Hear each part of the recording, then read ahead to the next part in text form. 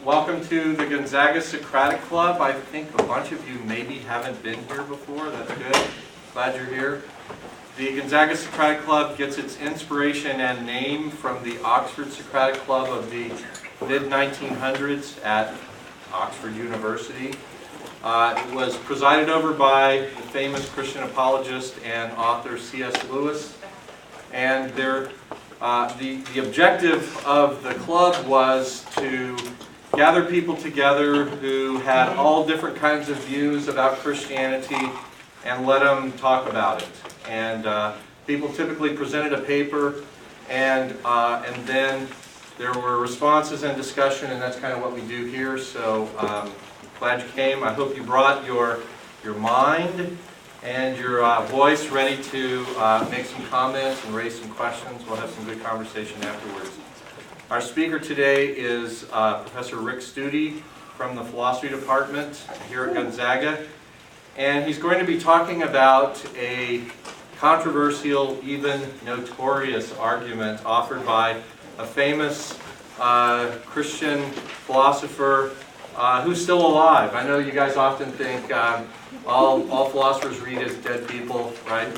But we're actually going to be talking about an argument that's offered by a guy who is very much still alive, although he's pretty old and he's retired.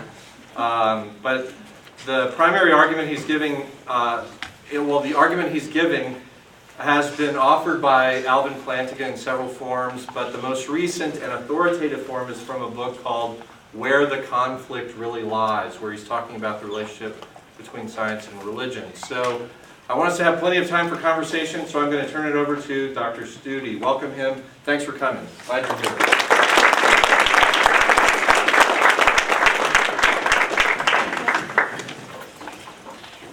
All right. Thank you, everyone, for coming. It's really good to see all of you here. What I want to do today is I want to look at this argument from Alvin Plantinga, which is often called the Evolutionary Argument Against Naturalism. So the idea is often thought that there's like a really deep accord or a deep fit between naturalism, the view that there are no supernatural beings or entities, and science. So it's often thought that naturalism and science are a natural fit. They fit together really well. Some even claim that naturalism is part of the scientific worldview. For instance, some of the so-called new atheists make this sort of claim. So that's like, that's Sam Harris or Daniel Dennett, Richard Dawkins, Christopher Hitchens, and so on. So in the last chapter of his book, Where the Conflict Really Lies, Alvin Plantinga gives this argument where he says, look, naturalism deeply conflicts with current evolutionary theory. And since current evolutionary theory is one of the pillars of current science, there's a deep conflict then between science and naturalism. So I want to look at that argument today. So I'm going to briefly, I will present his argument. It's, I think, a difficult argument, and it can get somewhat complex. So I'm going to try and avoid many of those complexities. And in fact, your handout is much more complex than the things that we're going to talk about in here in some areas. So if we need to get into that complexity during the Q&A, we can. But I want to make sure everyone has a good sense of how this argument is supposed to work. So what I want to do is look at his argument and then look at, well, if we accepted his conclusion, what sort of implications would that have for us? How should we think then about things? So, again, I think Plantinga's argument is a little bit difficult to get. So I want to start with an analogy. So suppose I've got this, there's this drug here, we'll call it drug D, and those who take this drug, 95% of the time, for the next 2 hours after they take it, their cognitive faculties are no longer reliable. That is, they're no longer trustworthy. What are cognitive faculties? Well, they're the faculties by which we come to believe things. So cognitive faculties would be things like sense experience,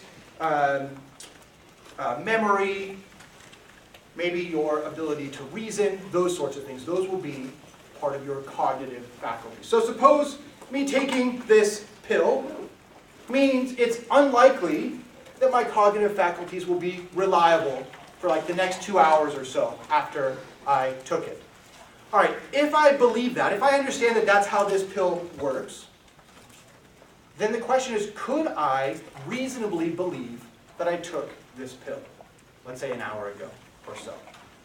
It doesn't seem like I could reasonably believe that, right? Because if I think, hey, taking this pill means that my cognitive faculties are unreliable for roughly 2 hours or so, it seems like I can't also then believe that I took the pill an hour ago and be reasonable in believing that. Why?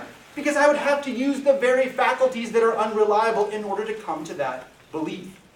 That is, the idea is, if taking this pill makes it so that my cognitive faculties are no longer reliable, how could I rationally believe that I took this pill an hour ago? Because that belief would have come to be as a result of the very faculties that are thought to be unreliable. All right, so this is an analogy that I think fits pretty nicely with Plantinga's overall approach here. What he wants to do is he substitute, instead of D, that particular drug, put in for that naturalism and evolutionary theory. And he says, if you accept naturalism and evolutionary theory, if those things are true, then it's unlikely that our cognitive faculties are reliable. And if that's the case, then he says, you can't reasonably believe that naturalism and evolutionary theory are true. Why? Because that belief would have to be the product of those cognitive faculties, which you already recognize to be unreliable if naturalism and evolutionary theory are true. Okay, how are we doing so far? It's a bit dizzying, I think, trying to understand his argument here. But basically the idea is, look, he's not arguing that naturalism and evolutionary theory can't both be true. He's saying it's not reasonable for anyone to believe that they're both true, even if it turns out that they are both true. All right. So philosophers love definitions. So I want to quickly lay out some definitions. These are on the handout there. In fact, I've got all the definitions I'll be using here. So I already talked about naturalism. Naturalism is the view that there are no supernatural entities or beings. Plantinga defines it this way. Naturalism is the idea that there's no such person as God or anything like him. All right, so naturalism, I think, is fairly straightforward. What's meant by evolution? Well, the prominent evolutionary biologist Francisco Ayala, in his book, Darwin's Gift to Science and Religion, identifies 3 distinct aspects of contemporary evolutionary theory. So there's these 3 aspects: descent with modification, common ancestry, and neo-Darwinism. All right, descent with modification, what is that? Well, this is on your handout if you want to turn to that. It's that living organisms descended from previously living organisms with modification. So this is basically the process of change and diversification of living organisms over time. Organisms change over time. Common ancestry is the thesis that all living things are descended from a single primordial ancestor. So this is like, the picture that's often given is the tree of life, where you've got, branching off are all the different organisms. And everything shares, all organisms in existence share one single tree of life, or something like that. That would be the thesis of common ancestry. Lastly is neo-Darwinism. So this is thought to be the mechanism that drives evolutionary change. And what is that mechanism? Well, it's going to be genetic mutation combined with natural selection. And what is natural selection? Well, it says that those organisms whose traits that are hereditable, that is, that are passed on to progeny, enhance the ability to survive, that enhance the ability to survive and reproduce, those are more likely to do so. That is, the genes that enable an organism to have traits that make it more likely to survive and reproduce are then more likely to be passed on to future generations. So that those traits then will be represented in later generations. All right, so I want to point out that this word evolution is notoriously slippery. It sometimes is used to mean any one of those 3 theses or all 3 of them. I just want to be really clear up front. We're going to take evolution here to mean all 3 of those theses. Okay, so you take naturalism, you take evolution, and you put them together, and what do you get? Well, you're going to get that the process of natural selection by which human beings come to be is going to be a blind process, or an unguided process, or an undirected process that is undirected by any sort of supernatural agent. And this is the picture that we get from Richard Dawkins in his book, The Blind Watchmaker. Here's what Dawkins says. Natural selection, the blind, unconscious, automatic process which Darwin discovered, and which we now know is the explanation for the existence and apparently purposeful form of all life, has no purpose in mind. It has no mind and no mind's eye. It does not plan for the future. It has no vision, no foresight, no sight at all. It can be said to play the role of watchmaker in nature, or if it can be said to play the role of watchmaker in nature, it's the blind watchmaker. So the idea is the process by which human beings would come to be would be a blind, unguided process.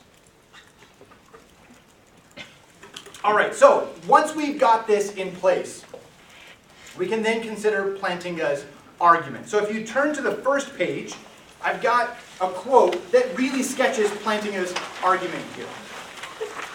So here's what he says on that first page. The basic of my argument could be put a bit crudely as follows. First, the probability of our cognitive faculties being reliable, given naturalism and evolution, is low. We're going to come back to that in a moment. He says, to put it a bit inaccurately but suggestively, if naturalism and evolution were both true, our cognitive faculties would very likely not be reliable. He says, but then according to the second premise of my argument, if I believe both naturalism and evolution, well then I have a defeater for my intuitive assumption that my cognitive faculties are reliable. Okay, again, philosophers love definitions. What is meant by defeater here? Well, a defeater is just going to be a belief that either contradicts or undermines some other belief. So he says, look, if I believe these two things, naturalism and evolutionary theory, well now I'm going to have a belief that undermines my intuitive assumption that my cognitive faculties are reliable. And if I have a defeater for that belief, however, then I have a defeater for any belief I take to be produced by my cognitive faculties. And that means that I have a defeater for my belief that naturalism and evolution are true. He says, so my belief that naturalism and evolution are true gives me a defeater for that very belief. That belief shoots itself in the foot and is self-referentially incoherent. Therefore, I can't rationally accept it. What is it? The belief that naturalism and evolution are both true. And if one can't accept both naturalism and evolution, that pillar of current science, then there is a serious conflict between naturalism and science. This is the main argument that Plantinga has here. All right, so I have a much more carefully constructed version of his argument on that handout below this. I don't want to get into that here in the talk, but if you want to ask about that during the Q&A, perfectly fine, I'd be happy to talk about that. What I want to focus on is how Plantinga supports premise 1. So premise 1 says, the probability of R, that is, the probability that your cognitive faculties reliably produce true beliefs, given both naturalism and evolution, it's low. So the probability that your cognitive faculties are reliable, given naturalism and evolution, is low. I think this is the key premise of Plantinga's argument. So I want to look at how he tries to support this premise here. So the general idea is essentially this. If naturalism and evolutionary theory are correct, then human beings and their cognitive faculties arose from a blind, purposeless process. But now the question arises, well, is such a process likely to lead to cognitive faculties that are a reliable guide to the truth? That is, if my faculties are the product of this blind, unguided process, are such faculties likely to lead me to have beliefs that are true? And Plantinga says, well, it seems doubtful. Charles Darwin himself seemed to raise this sort of worry, and I have this quote on your handout. He says, with me, the horrid doubt always arises whether the convictions of man's mind, which has been developed from the mind of the lower animals, are of any value at all, or are at all trustworthy. Would anyone trust the convictions of a monkey's mind? if there were any convictions in such a mind.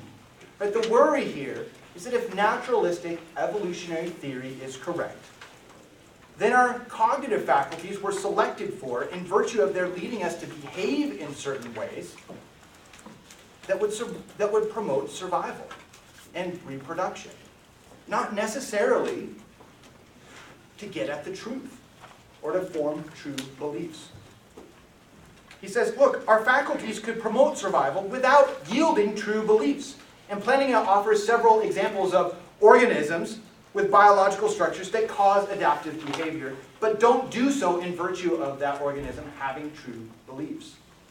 So I'll just give you a couple of the examples that Plantinga gives. So anaerobic marine bacteria, some of them, have indicators connected with propulsion devices that cause them to move towards oxygen-free depths. Right? So when there's oxygen in the area, or high levels of oxygen, they will move away from that.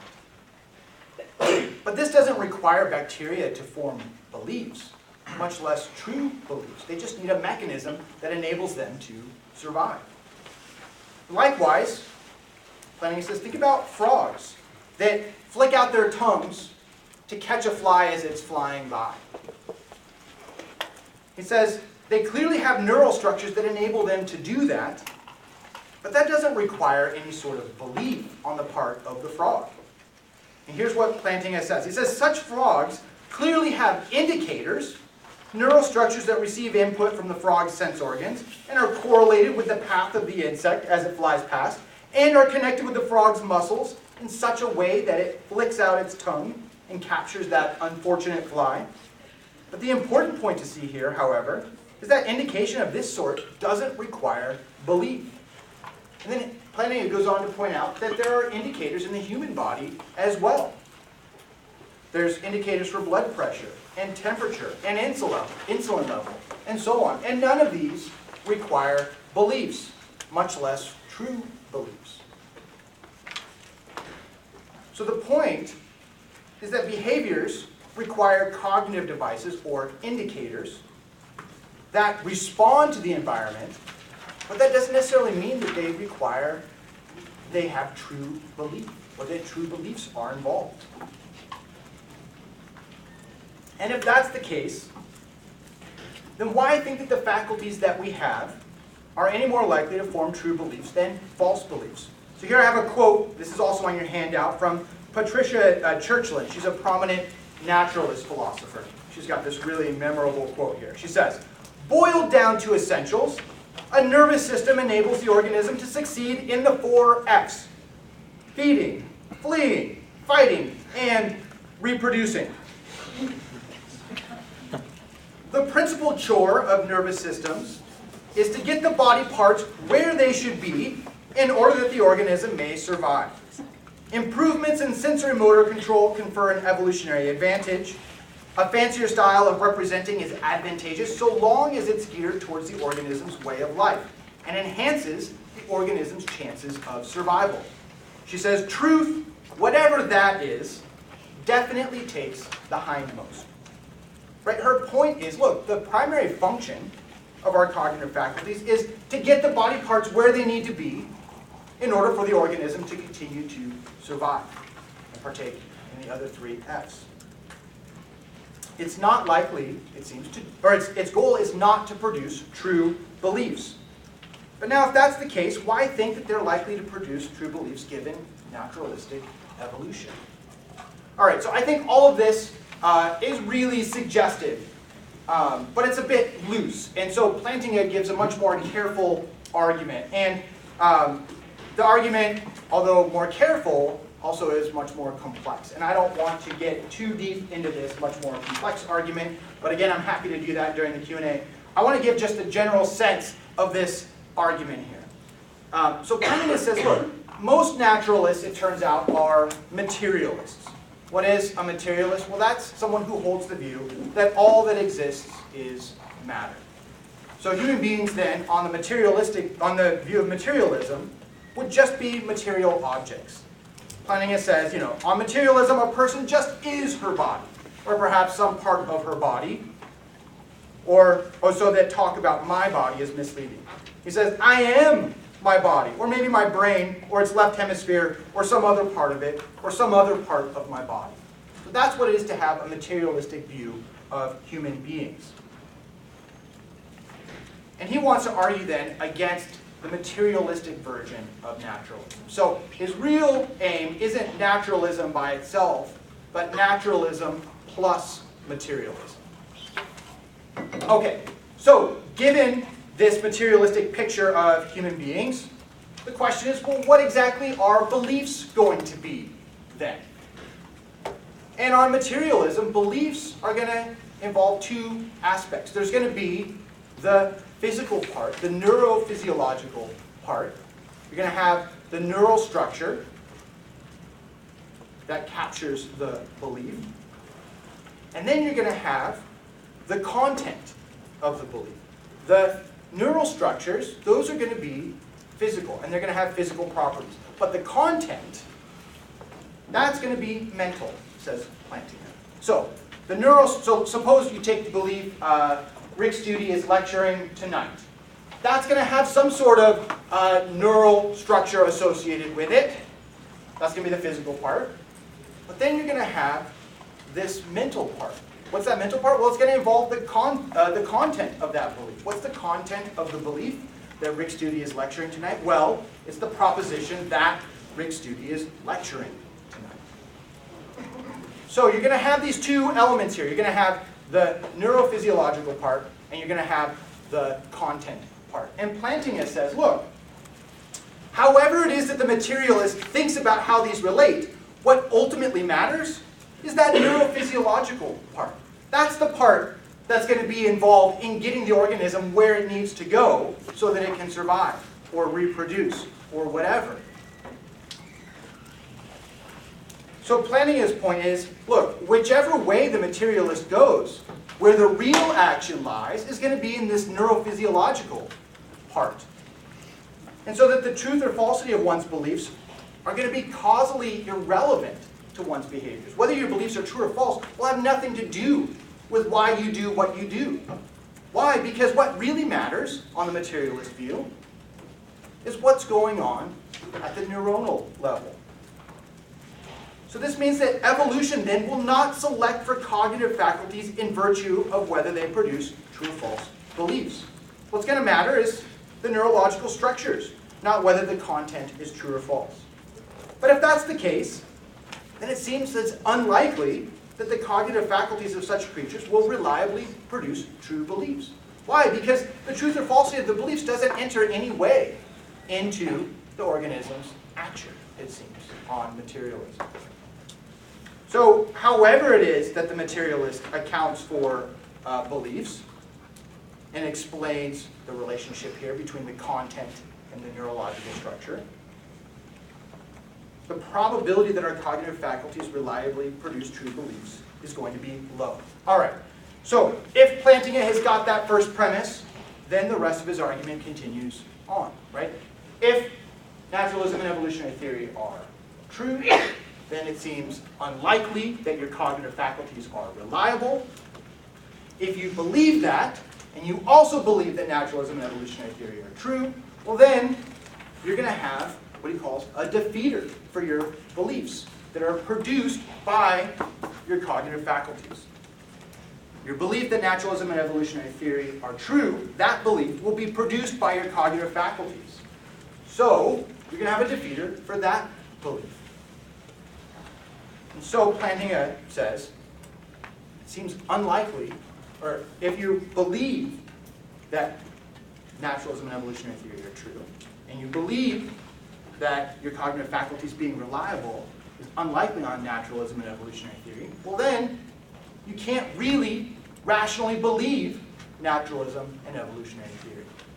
So naturalism and evolutionary theory, that belief in that is not going to be rational or reasonable. All right, so this is Plantinga's argument, and I want to close with just looking at the implications of his view. So this has been debated for quite some time, his argument here. Let and we can talk about objections to it and worries about it during the Q&A. But what I want to do is I want to look at the implications. Suppose you accept the conclusion that it's not rational to believe both naturalism and evolutionary theory are true. How might you respond? I think there's 4 responses you could have. So the first, you could give up the belief that modern evolutionary biology or evolutionary theory is true, but keep your belief in naturalism. That's one option. A second option, give up your belief in naturalism, but keep your belief in modern evolutionary biology. A third option, you could give up both of those beliefs, right? You could not believe that either of them are true. Or a fourth option, you could continue to believe that both of those are true, that naturalism and evolutionary theory are both true, and just recognize that that belief that you hold is irrational. That is, you can hold the belief and just be irrational in holding it.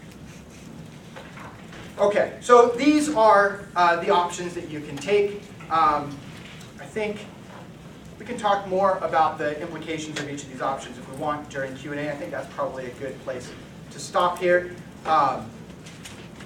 Thank you very much.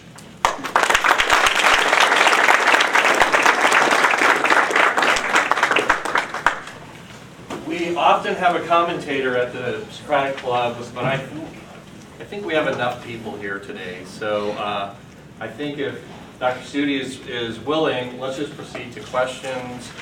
And so if we want to have a good conversation, that means you have to be prepared to ask questions, clarifying, critical, whatever kind, and I'll let you fill it. All right, great. Go for Yeah, it. let me just point out, I think this is a difficult argument to get. So if you have just really basic questions, feel free to ask those. Don't be embarrassed to ask just basic questions like, I don't understand how this is supposed to work. Those are good and legitimate questions. All right, what do you think here? Are you convinced by the argument? Do you have worries? What do you think? Yeah. Is there a kind of naturalism that allows for consciousness beyond materialism, something besides that? Good, yeah, so Plantinga focuses on materialistic naturalism, but yeah, there are other versions. So for instance, one option is, so there's a view called substance dualism, which is to say, look, human beings are composed of like an immaterial substance and a material substance. And these are connected in some way. There's 2 distinct substances that are somehow connected in some way. So you can hold that view and be a naturalist, right? I mean, there's nothing like incoherent about that on the face of it, right? You could say, yeah, there's no supernatural beings, but yeah, there's immaterial substances or souls. Part of the worry for this, though, is that starts to sound a lot like supernatural, or like the supernatural. That's one of the worries. Another is, well, how exactly do these, does this physical element get connected with this immaterial substance? And what role exactly does evolutionary theory play in that? In fact, here I have a quote from D.M.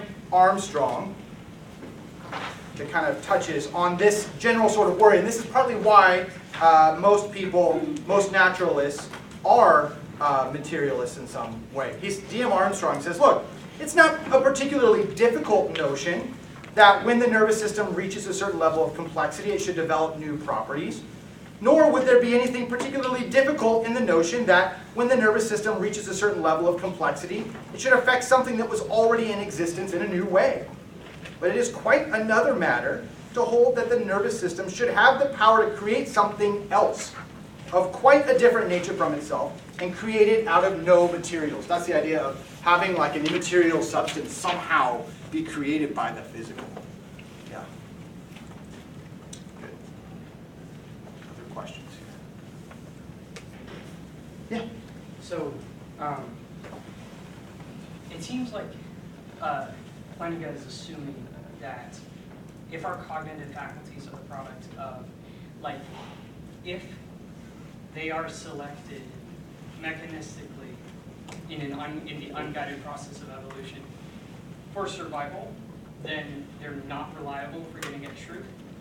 I'm not sure exactly what definition of truth makes that a sensible claim, because one of the most, like, there's like whole bunch of different theories, but one of them is the mixture of correspondence and coherence. So a belief is true if it corresponds to the external world and coheres with all my other beliefs. So I guess like a mechanism that like a neurological mechanism that generates beliefs that correspond to the external world and cohere with all other beliefs. It seems like that would be the most beneficial neurological mechanism for survival. So it seems like it doesn't sound. Does he address the possibility that naturalistic evolution, in producing a brain that survives well, also produces a brain that gets at truth?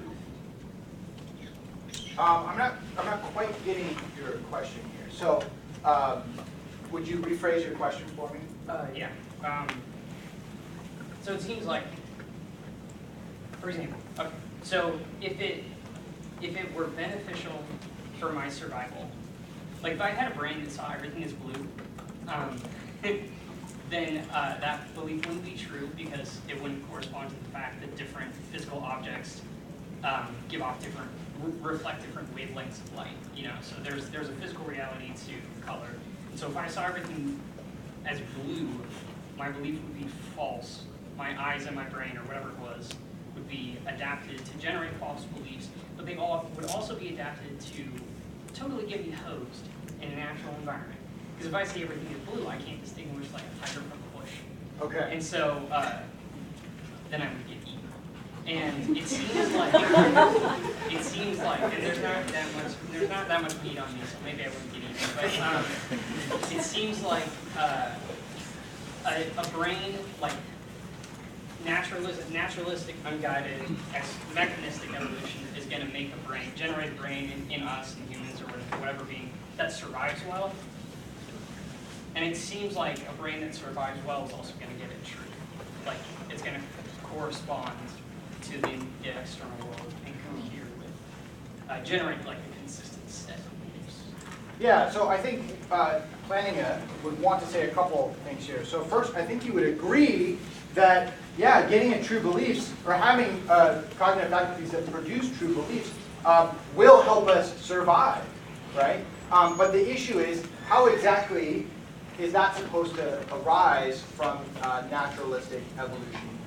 That's part one of the worry. But second, his argument is to say, look, all those beliefs, whatever they are, who cares what that content is? Why? Because it's not causally related in any way to your behavior. What matters for your behavior? It's going to be the neurophysiological stuff that's happening. That's what really is going to matter. And so whether the belief happens, what the content happens to be, or whether the content happens to be true, he's going to say, why does that matter at all? All that matters is that I neurophysiologically have a certain reaction. That's his argument here. Yeah. So I mean, he's going to say, of course, I think our cognitive faculties are reliable. The issue is, should we think that they're reliable given naturalism and evolutionary theory? And that he's going to say, well, no, actually, it seems unlikely for them to be reliable. Does that answer the question? Good enough for now. Okay. Would it be right to say Plantinga's position is that accurate cognition or reliable cognition would be adaptive, but evolution and natural selection give us no reason to believe that accurate cognition will in fact arise? You see the distinction? Yeah. So if it turned out that the appropriate mutations occurred and the appropriate selection pressures were exerted in a certain environment, then organisms might develop accurate cognition. The problem is that's entirely coincidental or arbitrary, because like the Churchland quote points out, that's not the point of evolutionary mechanisms. Evolutionary mechanisms are not intended to construct reliable cognitive processes. They're intended to construct adaptive behaviors. And while it's true that accurate cognition could be adaptive, that's not what those pressures are all about. Yeah. Yeah. I have a question about the first premise. If it can be shown that basically, let's say supernaturalism or any other model, that the probability would also be low, would we have a defeater for our defeater? Well, it seems like we would just be in trouble then on Plantinga's view, right? Because he's going to say, look, who cares about supernaturalism? The issue is, on naturalism and evolutionary theory, the probability that our cognitive faculties are reliable is low. So if the response is, well, they're also low on some sort of supernaturalism, well then we're just in trouble. So are we just moving the problem up one level then?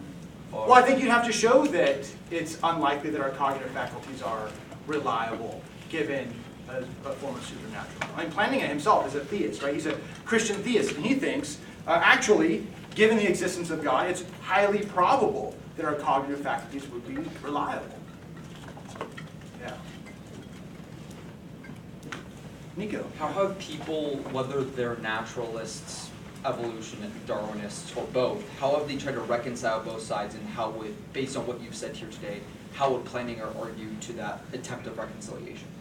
What's the reconciliation? You mean maintain belief in both naturalism and evolutionary theory? Yeah, how have philosophers tried to reconcile both sides, and based on what you've said here today, how would Plantinga respond to that? Yes, well, so that was exactly the stuff I was trying to avoid during the talk, because this is really complicated and involved. Several objections have been raised for Plantinga's argument.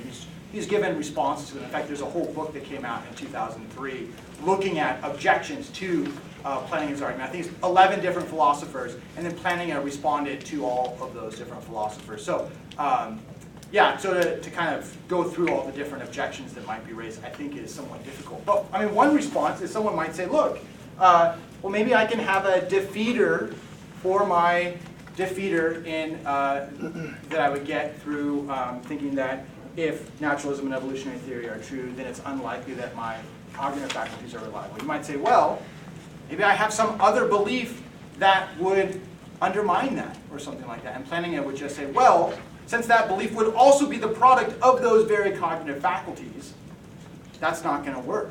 You're not going to have a defeater for that belief there. Yeah. Do you know the name of that book? Yeah, let's see. Is naturalism irrational, I think, is the name of it. I think that's it. Let's see.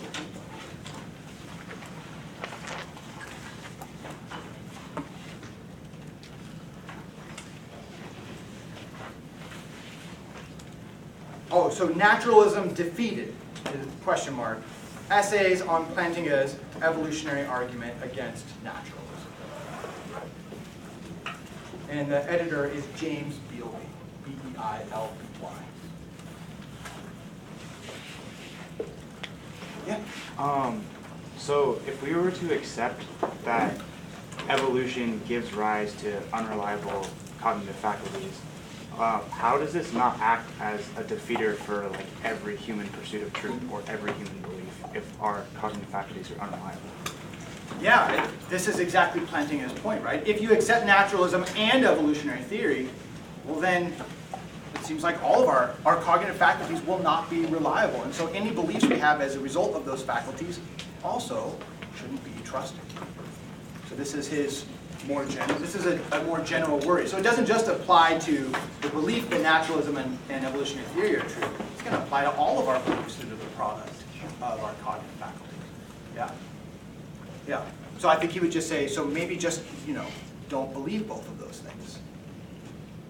Yeah. Yeah. After the last Socratic club, Dr. Coffey and I were talking about, and it seems like historically one of the effects of naturalistic, Darwinistic evolutionary theory has been to basically endorse that belief of our cognitive faculties aren't reliable. So we were talking about the connection with sort of people who implicitly or explicitly accepted Plantinga's argument a long time ago, and it gave rise to the things that we see in the 60s and 70s, and ever since then of post-structuralism, postmodernism, postmodernism, moral relativism, cultural relativism, etc., these things that ideas of truth, human ideas of truth, are culturally conditioned or just individually subjectively conditioned, and in general aren't reliable. And that leads into like the world of action when it says they're not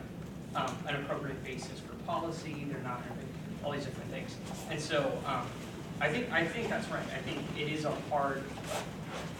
I think it's a really hard problem to escape if you do accept naturalistic evolution, and some people have gone down that road. Very interesting stories. Yeah. I mean, if your cognitive faculties aren't reliable, like what's the point of writing journal articles? I don't know. We have to make money. Yeah, Luke. So maybe this was answered before, and I might have just been confused with some of the other questions, but I guess one of my worries, even though I kind of dig this argument, is what's stopping, so like Churchland's quote about feeding, fleeing, fighting, and reproducing, how could some types of truth not go hand in hand like that? Like, couldn't we develop, evolutionarily speaking, so that faculties like logic, faculties that would say if I observe myself doing this, it'll help me survive more easily. That seems to be a pretty justified, true belief that would then allow me to reproduce, and wouldn't that faculty then be like, go hand in hand with the survival faculties? Does that make sense? Yeah, I mean, I think the issue here is what's going to really matter is what's going on physically, right? It's going to be the physical stuff that's going to matter. It's going to be what's going on neurophysiologically on a materialist conception of naturalism, right? And so if that's where the action really lies, then who cares what the content is? In particular, right, so one version of materialism sees like the mental just kind of supervenes on top of the physical, so that just like rides along on top, and the mental has no like causal effect whatsoever on the physical. Yeah. And that's sort of a picture. Well, who cares what's going on with the mental stuff, right? But that's where the content would be, and that's what's going to be true or false. All that's going to matter is what's going on with physically. And so it seems like any belief, any content could be generated from the neurophysiological stuff, right? Why does it have to be like this particular belief is correlated with that particular neurophysiological structure? It seems like any sort of content could arise. This is Plantinga's thinking here. But then what view of the mind would he have? Because he's not a substance dualist, so would it be like a property dualist viewpoint? I think he actually leans towards substance dualism. He would be a dualist interactionist. So he thinks that there's like, you've got the mental, you've got the physical, and they interact. They're two distinct substances, and they interact with one another. So that you can have mental things affecting physical things, and vice versa. There's a quote from Darwin in his notebooks that captures what you're getting at, where he says he's trying to think through evolution in completely naturalistic, and that means for him materialistic terms, and he says, why is thought, which is just a secretion of the brain, anything wonderful that we would pay attention to? And what drives into Darwin's doubt, I think, the quote that Dr. Stoody gave us is, Darwin himself was thinking about, there's something fishy here, because wait, if thought is nothing but a secretion of the brain, why would I trust it in drawing conclusions about, say, the theory of evolution by natural selection, right? There's a fundamental tension between those two drives. To think of cognition in these mechanical terms, while at the same time writing books and conversing with colleagues and trying to understand what's the evidence. You know, Darwin waited for something like 20 years to publish. He started working on the theory of evolution by natural selection around the time of the Beagle voyage, but he waited for 20 years to publish. Why? Because he wanted to convince people. But there's something strangely, there's something strangely inconsistent about at the same time saying thoughts are just secretions of the brain and then wanting to convince people of anything, right? Why would I bother? couldn't you have a middle ground? I don't mean to take up time, I can be done for this, but couldn't you have a middle ground though where you say, okay, the mind and the physical brain aren't separate substances, but they're two different properties, so your secretions could give rise to properties that you couldn't reduce to the physical brain.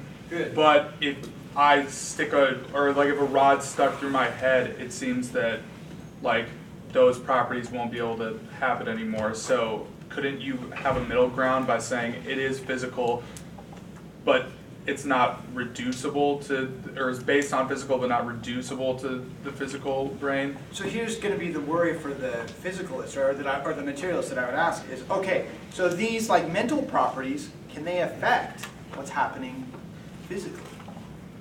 Right? If you answer no, then what really is mattering is just what's going on physically.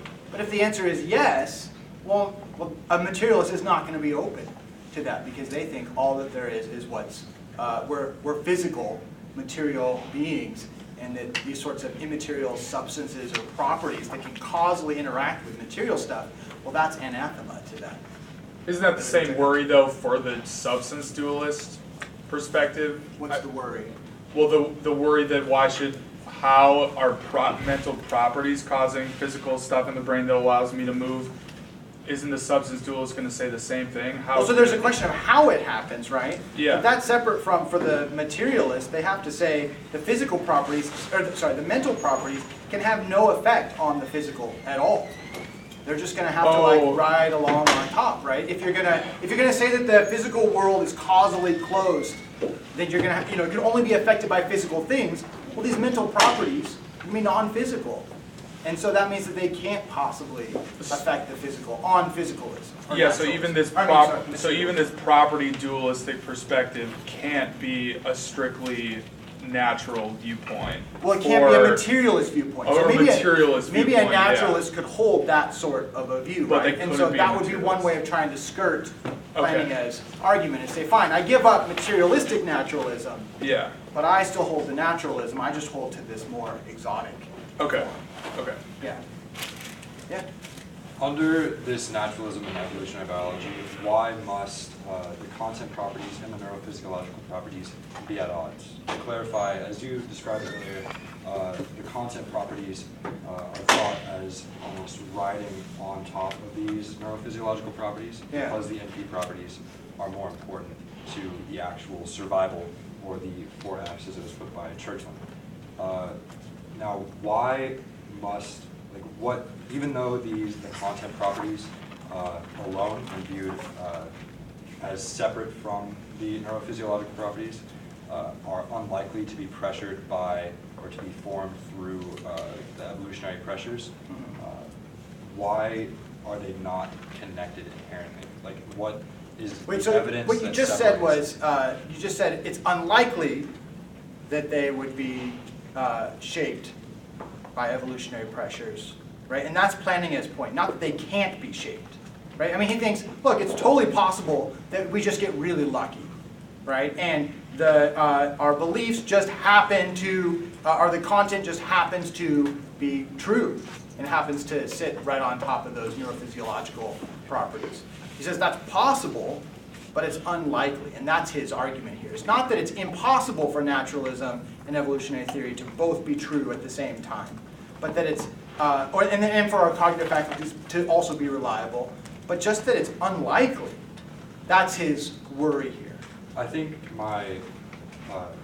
where I'm hung up on is why they are inherently disconnected, and is there evidence towards the content properties being at odds with neurophysiological properties in a way that's logical? So I think what Plantinga is thinking here is these two sorts of properties, it's hard to see why the content properties should be true in any way, given that all that matters is what's going on with the neurophysiological properties. It's been a long day, I just lost my train of thought. I apologize. Would you ask your question again? I'm hung up on the connection between the two being as while the content properties may not matter to the neurophysiological properties, why can't they simply be linked? Is there are there instances Okay. where a neurophysiological property is at odds with what someone's truth value, I guess, understanding would be? Where would they be at odds? Good. Yeah, I think Plantinga here is going to say, why think that they would be linked given naturalism and evolutionary theory, right? Clearly, we think that they are linked. But he says, we can't just bring that assumption in, right? Given just naturalism, and in particular materialistic naturalism, and evolutionary theory, why think that they would be linked? That's Plantinga's point here. So it's possible that they're linked, but why think that they would be? Especially since the content, the truth of the content would have nothing to do with why any organism does what it in fact does. Because all that matters is going to be the neurophysiological aspect. Yeah. Does that, the examples that you gave from his book where he's giving examples of survival enhancing behaviors that are brought about through cognitive indicators but not beliefs. That's right. So he's saying, like, these behaviors can be produced by, these indicators completely apart from there being any true beliefs being brought into the picture. Yeah, so like the frog, right, that Yeah. like flicks its tongue out and gets the fly. It doesn't have any beliefs about that, right? It just has these cognitive faculties that are reliable in responding to their environment. But, who cares? So first, there is no content, it seems. There's no belief to be had there. And it doesn't seem like there needs to be a belief there or any content that would be true or false. And I know I don't know if it's in his book, in some of his talks, he gives examples of just like thought experiments of false beliefs giving rise to survival enhancing behaviors like encountering a tiger and thinking that the best way to deal with this is to go give it a hug. But you also have the belief that the best way to go give it a hug is to run away from it. And so then you survive. So this false belief actually led to your survival. Yeah. Something silly like that, but. Yeah, well, I think we can think of other beliefs, right, that you might have that aren't true but would lead towards survival. So David and I had been talking the other day, and one example he gives is, you might be really paranoid and think, believe everybody's out to get you or something like that. That might be really good for surviving. It's going to be a false set of beliefs, but those beliefs might be really good at helping you survive. Maybe not help you.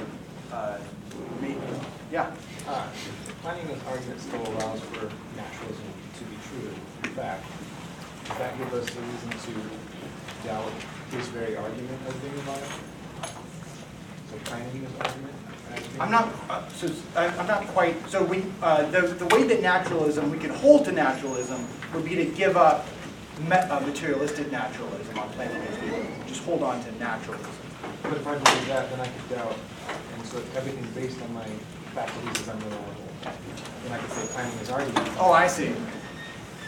So you say, yeah, so given naturalism and evolutionary theory, cognitive faculties are unreliable, but I come to form the belief that that naturalism and evolutionary theory, that belief is not rational to believe on the basis of these very faculties, which are unreliable. So I can give up that belief. Yeah, but I think that's just going to get you circling back through over and over and over. So you're just going to be stuck in this sort of like You'd have to doubt that. It just seems like it's kind of self-defeating in that way. His argument is In self-defeating? a sense, because it still allows that naturalism to be true. Well, sure, it allows it to be true. What his point is that it wouldn't be rational for you to believe it's true. So think back right to the pill example, right? It could be true that I took that pill an hour ago, right, that makes my cognitive faculties unreliable. That could be true, but it can't be rational for me to believe that it's true. I can't reasonably believe that it's true because that very belief would arise from my cognitive faculties, which would be unreliable if I had in fact taken that pill. So that's the worry, is once you believe that, then it seems like you can't rationally believe, in that case, that you took the pill an hour ago. That's I think, Plantinga's worry here.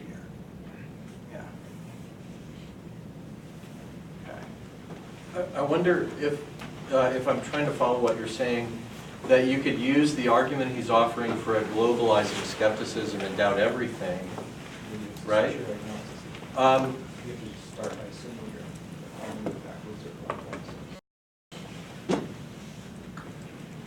Yeah, then I guess, well, maybe you should answer this, but if that's the problem, if we're saying, in a way, that's what I thought Corin was suggesting a little bit ago, that, that one way to sort of bite the bullet, your option 4 would be to just say, sure, I'm irrational and holding to incompatible beliefs, but you know what? We're irrational all the way down. Everything we do is irrational. And indeed, it's interesting that some contemporary psychologists are willing to make claims like that all of our beliefs are, I think of Jonathan Haidt as a good example of someone who says rationality plays a little bit of a role, but most of our moral decision-making is based on instinct, which ultimately means it's the neurophysiological mechanisms. It's not, we have this illusion that reason is doing this orchestrating and directing, when reason is just, the image he uses, it's the rider on an elephant, and instinct. The elephant goes where it wants, and the rider might think he has a lot of control over the elephant, but he doesn't really. Yeah, I mean, you could believe all of your beliefs are irrational. Sure, I mean, you could do that, right? The question is like, why? There's you have alternatives here. I mean, you know, give up materialistic naturalism. That's an option, right? Yeah. I mean, I think that's, Plantinga would say, that's the way you should go. You don't have to say that all of your cognitive faculties are unreliable or be irrational in believing naturalism and evolution. You can just give up the belief that both naturalism and evolutionary theory are true. So you can hold on to evolutionary theory, but give up naturalism. Yeah. If you take that route and you start doubting everything, I feel like my immediate thought is that you end up back in a place where you're at something like, and I think therefore I am, while an outdated or an old reference is something that then, if you accept that, it's like your argument immediately falls apart, that you can doubt everything. Yeah. Because if everything that you do and believe is unreliable, and you go back as far as you can and just delete everything reasonable and just kind of just take everything out and start at a place of like, I think therefore I am, as being just like a grounding point, like how you would have to go past that, which would then defeat that. So I feel like, does that make sense? Do you understand what I'm saying? Well, I just don't see why I go to that extreme, right? Well, I mean, you you don't have to doubt everything that's the product of your cognitive faculties. I mean, Plantinga's argument, right, is not that our cognitive faculties are unreliable. Rather, it's that it's irrational to believe both naturalism and evolutionary theory, because if they're both true, then our cognitive faculties are probably unreliable. So even doubting your cognitive faculties in and of itself would be unreliable. Oh man, I got lost on that one. I mean, the arguments that you would use for why you should doubt your cognitive faculties, if they're unreliable, would also be unreliable, yeah. Yeah, and I think that's what I'm getting at, is that there's an absurdity point where if you're going to accept the evolutionary biology and naturalism, to just doubt everything, Yeah. it comes into a point where you have to question everything and doubt everything at that point, and then even your doubts are unreliable. So you want to say it's irrational to accept both of them then? And we shouldn't accept both naturalism and evolutionary theory? Well, to be Because of together, what I it guess I'm leads saying, to. like, from Plantinga's point of view here, Yeah. to come to a point, if you are going to accept them, and you try to keep them both while saying that, and just say that, oh, we're irrational, we don't have this kind of like lockable on truth as to what our natural evolutionary reflexes are and whatnot. That brings you into a doubt of everything truth related, and then even a doubt of your doubts of the truth relatedness. So it's like, where do you base yourself off of if you really go there? So even that seems like Yeah. like an irrational thing to try to keep both of those. Yeah, I think Plantinga says, yeah, that's exactly right. Yeah. And so that's only if you hold them together. It's only if you Only if you only believe if both. you hold naturalism. And naturalism is a materialist determinism, right? Deterministic materialism. Well, so, yeah, I mean, Plantinga limits his argument for just, so materialism plus naturalism plus evolutionary theory. He said you can't believe rationally that all of those are true. But isn't that what isn't that what naturalism is that it's materialistic? typically naturalists hold to a sort of materialism, but not necessarily, right? So you could be a naturalist who says there's no supernatural agents, but you could also think that, you know, substance dualism is true, that there's an immaterial substance that interacts with my material body. You could hold that. Why? Because to say that, you know, I have an immaterial soul it's not to say that there's anything supernatural necessarily. It doesn't seem to be a good fit, right? And then, so there is this sort of worry, but they don't necessarily, it's possible to be a naturalist who also holds to like something like substance dualism. So you don't have to be a materialist if you're a naturalist. You're not required to be. Yeah. All right. Yeah. I think one of the keys to understanding the materialistic naturalism thing is something you said earlier of how if you want to be a naturalist but not a materialist, you have to distinguish between the material and the immaterial and the natural and the supernatural without saying like you have to make like two meaningful distinctions. And I think something you were saying earlier is a lot of philosophers are skeptical of that, because if you say that something is immaterial but not supernatural, then there are a lot of philosophers, the new atheists included, and I'm pretty sure the churchlings would say, no, that's not two distinctions. Either there's material, natural, anything else is gobbledygook. And so there's a lot of philosophers who want to be naturalistic but not materialistic. And then there's a lot of other philosophers who just reject that those are two separate distinctions. And you have to be a materialist, naturalist, physicalist, determinist, reductionist, or something less worthy. So I think the second point also is it's important to note that Plantinga's argument doesn't defeat itself. It says, he says, if you accept naturalism or materialism, if you want, like if you accept materialistic naturalism and evolution, then all human beliefs are irrational. But if you want to turn that around on him, you have to accept naturalism and evolution. And so it's he says if A and B, then all human beliefs are irrational. If you then add to that, I accept A and I accept B, then you can turn it around on Plantinga. But Plantinga doesn't turn it around on himself. Yeah. Excellent points. Okay. Dr. Stoody, among the options that you give us, you said you can discard one or both of the beliefs or be irrational, basically. Those are the options, the four options available to us. Christians are often associated with anti-evolution. Could you talk to us a little bit about what's Plantinga's position on that? So should we reject, he clearly thinks he's a supernaturalist, so he thinks we should reject naturalism, at least in a reductive understanding. What about evolution? Does he say much about that?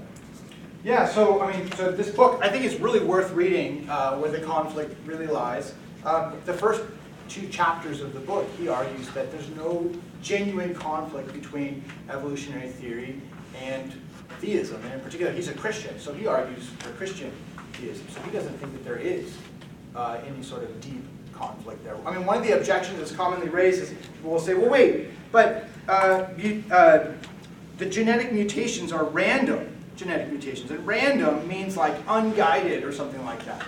And he just says, well, that's actually not how random is being used by biologists when they're talking about evolutionary theory. So here he quotes, let's see, Elliot Sober, so he does philosophy of biology. He says, look, there's no physical mechanism, either inside organisms or outside them, that detects which mutations would be beneficial and causes those mutations to occur. So no physical mechanism, but that doesn't mean that there isn't, that's clearly compatible with a supernatural being guiding those mutations. There's nothing incompatible there, or at least that's what Plantinga argues. Yeah?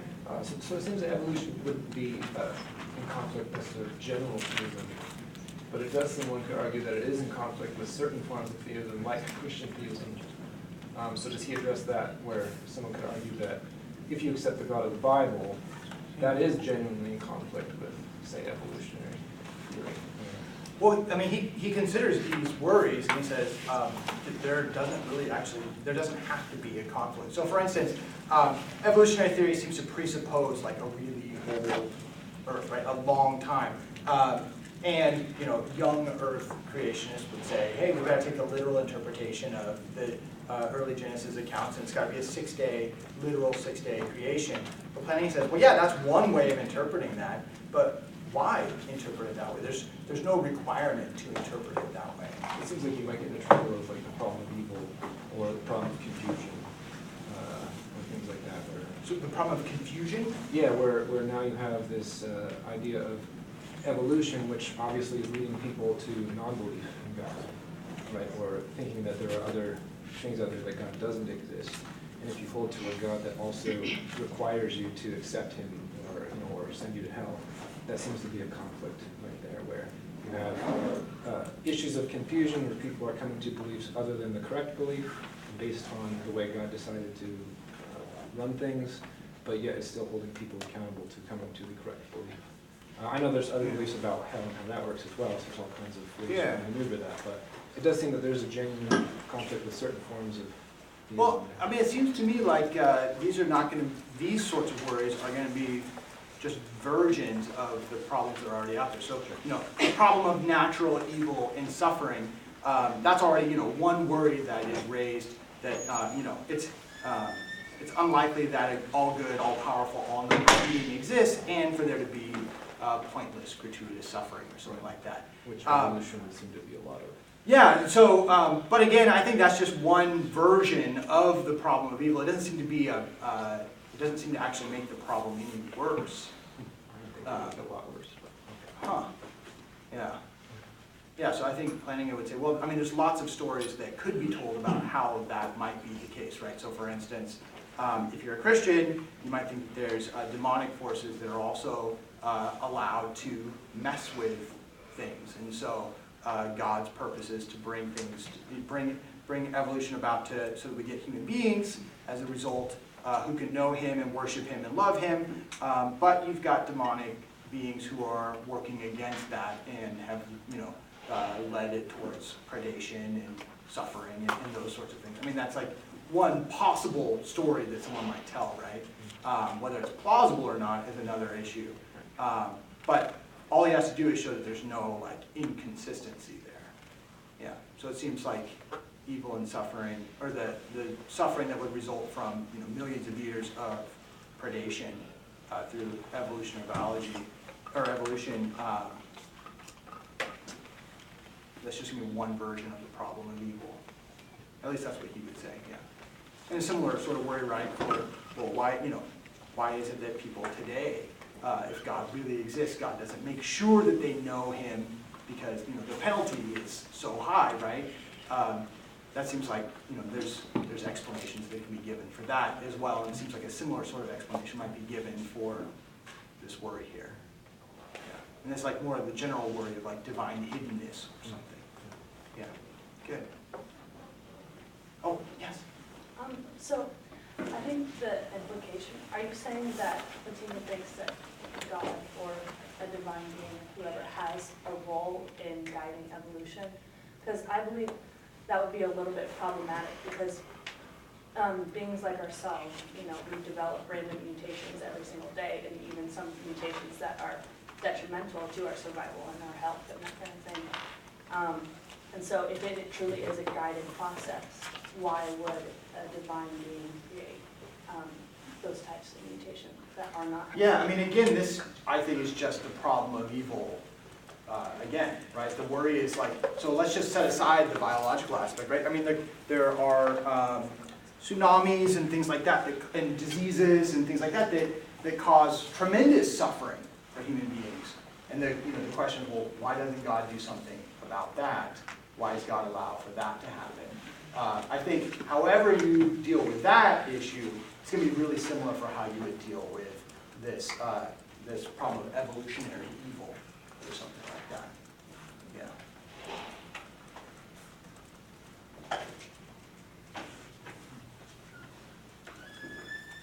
On the problem of confusion, there's I'm trying to restrain myself, but there's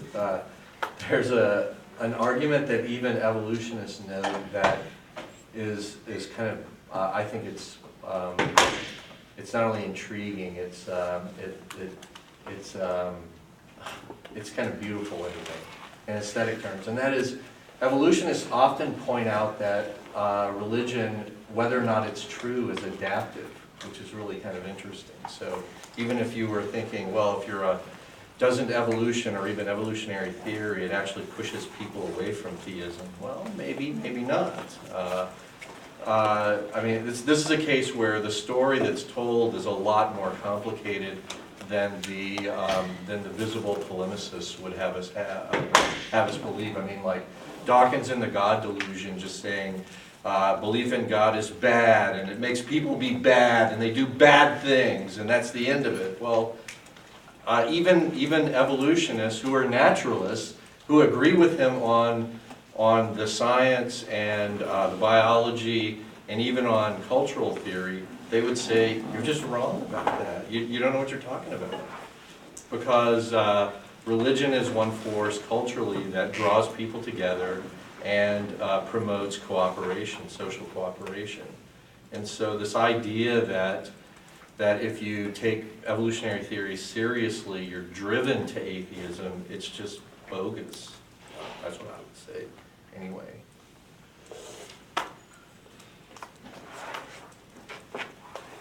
But I think your question brings up an interesting point that you can't talk about theism generally. It doesn't make any sense. You have to talk about a specific form of theism. This is something that the new atheists have this tendency to talk about religion and what they really mean is Christianity, because that's the only religion they've been exposed to. And so if you can talk about monotheistic religions or polytheistic religions, and those have different forms, and you can kind of make certain categories, but if you want to attack and debunk one specific type of theism, or if you want to debunk theism, you have to debunk one specific type of theism. And so I think these questions are really interesting questions, but they move pretty solidly into the realm of Christian theology, not philosophy. So like, if you wanted to find the answers, then, or like just read the really interesting debates, then you would end up reading a lot more Christian theology than things like Plantinga, and because Plantinga's a philosopher, he specializes in philosophy of religion, and then, but he's definitely like firmly in the world of philosophy. And if you wanted to read like the Islamic answer to the question of evil, you have to move into Islamic theology.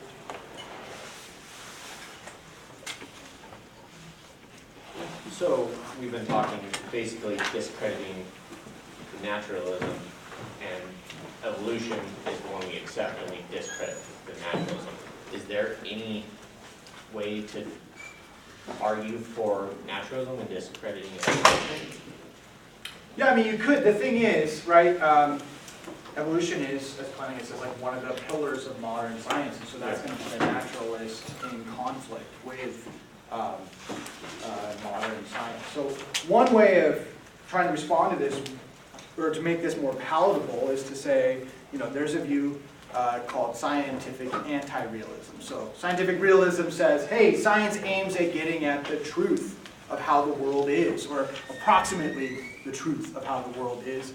And anti-realists say, well, no, actually science can't do that. And so all that science does is give us theories that are instrumentally valuable in some way. So they're useful in some way, or they're able to, they're predictively successful, or those sorts of things. And whether they're true or not, who knows? And we shouldn't even think that we know whether they're true or not. But that's not what science is up to. Science is just trying to give us these instrumentally valuable theories. So that is one way that you could go, is you could be a scientific anti-realist and say, yeah, I'm going to hold on to naturalism. I'm going to give up my belief that evolutionary theory is true. Not that I'm going to say it's false, but I'm just going to say I don't know. And guess what? That's not really the point of the sciences anyway, they would say. The point of the sciences is to give us theories that are instrumentally valuable, or predictably successful, or something like that. Yeah, excellent question. Thomas Nagel in Mind and Cosmos, I think does that. I don't think he does that, but he, holds to naturalism and says, like, because of the problem of consciousness and, these things that the neo-Darwinian view is like almost certainly false. So he takes issue with, the sort of popular conception of evolution, and says like, and he doesn't offer a solution, just says like, we need something more robust that can account for consciousness and mental entities and things like that. So I think he would avoid it that way by accepting naturalism and doing away with evolution like in these forms. Huh. Interesting. That sounds like he might be just focusing in on the neo-Darwinism aspect. Yeah, Right. So he would probably grant common descent. Yeah. So I think and descent with modification. if you but use would it say to include these neo-Darwinism three. Yeah. Right. Yeah. So he might step back and say, actually, I'm just going to accept 2 of these 3. Yeah. And say, neo-Darwinism maybe accounts for some things, but it's not the whole story. Right. Yeah, and actually, that doesn't seem to be like an absurd position to take. Yeah. He was influenced by Plantinga's argument of mind and cosmos. Oh, wow. But Nagel's fishing for teleology. So that's kind of I haven't formulated a question yet, but I'm still having difficulty differentiating between materialism and naturalism the way that you set it up, because it seems like naturalism lends itself, you mentioned exotic forms of naturalism. So what are some different kinds of naturalisms that we could accept that wouldn't, in the end, have the same conception of matter as the materialists do? Because after all, you're a substance dualist, right? It's going to have the same conception of matter as the materialist. We're just going to have it kind of added on. Well, I don't think the substance dualist is not going to have the same conception as the materialist, right? Because they're going to say matter. So well, they're going to have like the material aspect, right? Yeah. But then you've got this mental substance that actually affects what happens physically, so that you don't have. Okay. So that it doesn't have to be physical causation all the way through. Right. That would be what the materialist is committed to. Rather, you can have mental to physical causation. So that you can have, gaps between, like, you've got this physical event, and then this mental event occurs, which then causes this physical event, and there's no physical causation. That's one possibility. Okay. So that would be a version of naturalism, right? It doesn't seem like a very easy fit for a naturalist to hold to some sort of like, these mental causation. Yeah, it seems like the naturalist is just going to say, that seems right, like but you're going to have to work out a mechanism, a causal mechanism, and the only model for causality we have is physical causation, right? That's the model we're working on, even in terms of downward causation, right? Okay. So we're going to have a causal story, and the only causal story in town, that's plausible is material causation. We understand how that works. Well, yeah, that's why the materialist is going to say, hey, why don't you join our group? You're a naturalist. You go the full story here and become a materialistic naturalist, right? I mean, I think that's the case that they would make. Yeah. So that's why I think Nagel's looking for alternatives to that picture itself. Yeah, that's right. So I wonder if it can be made. I wonder if we can make any sense of that, though, or if we're just going to end up collapsing back into some kind of materialist conception, and then we've got these other added-on things that seem to be doing some kind of explanatory work. I think Plantinga is going to say, hey, that's for the naturalist to deal with, right? They can try and resolve this however they want. That's going to be a fight among naturalists. He's going to say that I'm not interested in that. Yeah. This may be a little off topic, but then how would Plantinga discuss or go about talking about mental causation when most of our conceptions of causation take place only physically? I know this doesn't necessarily deal with his argument here anymore. Yeah. But as a form of substance dualist, what position is he going to take on explaining why one thought can cause one specific movement and observing some causal chain there? As far as I know, he doesn't really give an account, and I don't know that you really can give an account, really, right? I mean, it's going to be something like to say, well, there's some sort of interaction there, and I experience it when I think about raising my arm and then raise my arm, right? I mean, so you're going to say I have that sort of experience of mental to physical causation, but how exactly that happens? Why is it that when I think raise the right arm, your right arm doesn't get raised? who knows? Yeah. Right? I mean that is strange and mysterious, and this is one of the worries for substance dualism, right? And this is probably why I think naturalists don't like substance dualism generally, because this seems totally mysterious and strange. Yeah. But just because we can't explain how it happens doesn't mean that it doesn't happen, right? And I mean, you know, some might like consider all the options and you say, well, none of them are that great, but at least substance dualism, you know, captures genuine mental causation, and nothing else does, you might say. Yeah. I mean, there are other options out there as well. Yeah. All right. Yeah. I think you're right. That, like talking about the difficulty of giving an account of how exactly it happens, like how exactly would the mental affect the physical, or would God affect the world?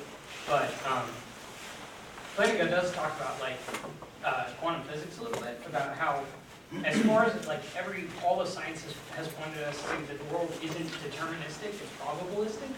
And so there's these fields of probabilities that collapse into a certain actuality. And so there's like 5 things possible, and then one of them happens. And he suggests that there might be forces or laws governing how probabilities collapse into actualities that we don't yet understand, and that tend towards order. And that would give Nagel a way to, like, if Nagel were searching for this principle of teleology, like why does the universe tend to generate ordered entities, Nagel would find that concept useful, and Plantinga pitches it out as like, I don't know, divine action might be something like this, but we don't know. So I think there are, like, even saying that it's strictly in the realm of natural science, there are certain gaps in the understanding that don't point to the, like, they don't make different versions of theism unlikely. They seem to make it fit. Yeah, I mean, you might just say that whole idea of collapsing the probabilities, that seems, how do we do that? Like, what's the causal story there?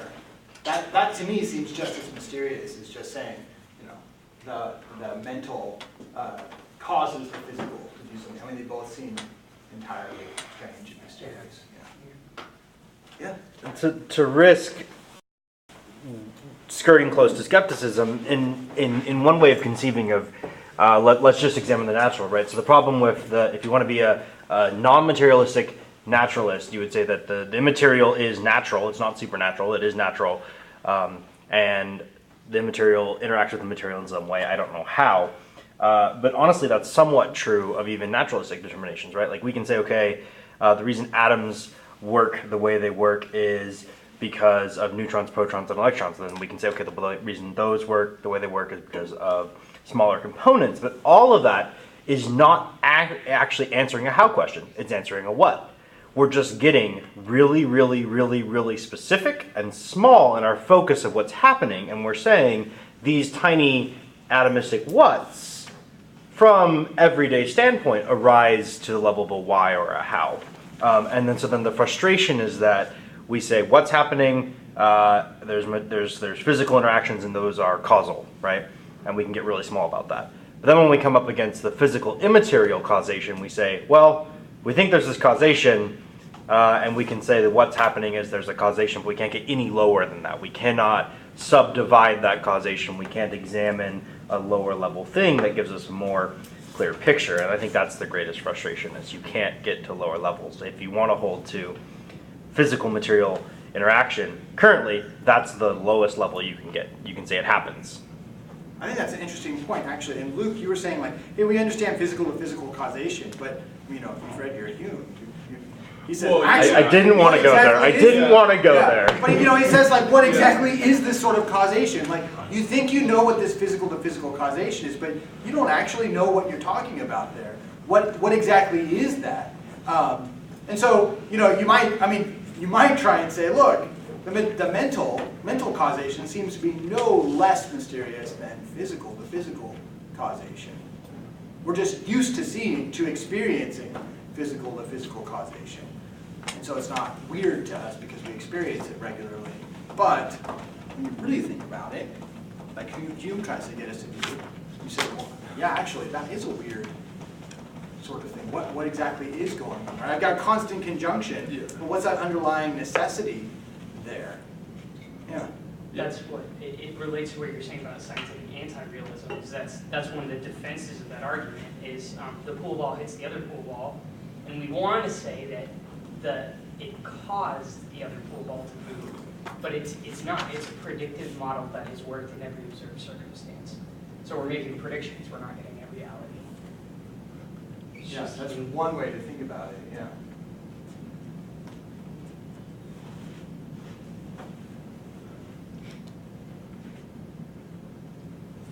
Great conversation.